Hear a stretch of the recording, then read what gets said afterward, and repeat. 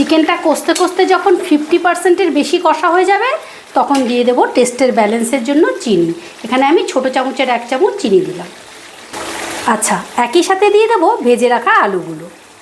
ডিমটা এখন দেবো না, কারণ কষতে কষতে যদি ডিমটা ভেঙে যায় সেই ডিমটা শেষে দেবো। এবারে দিয়ে দিচ্ছি ভেজে গুঁড়ো করে রাখা মশলা। এবারে সমস্তটা আবারও আমি মিনিট 10-এর মতন কষে নেব। এখনই কিন্তু দারুণ একটা ফ্লেভার বেরিয়েছে।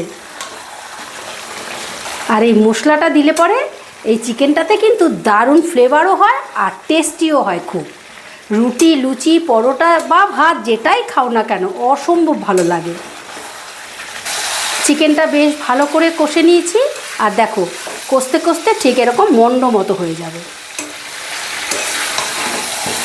আর চিকেন থেকে বেশ ভালোভাবে তেলটাও ছেড়ে দিয়েছে। এবারে দিয়ে দিচ্ছি ভেজে রাখা ডিম। এবার ডিমটা দিয়েও ধরো 2 মিনিটের মতন একটু কষে নেব। একটু সাবধানে কষতে হবে যেন ডিমটা ভেঙে না যায়।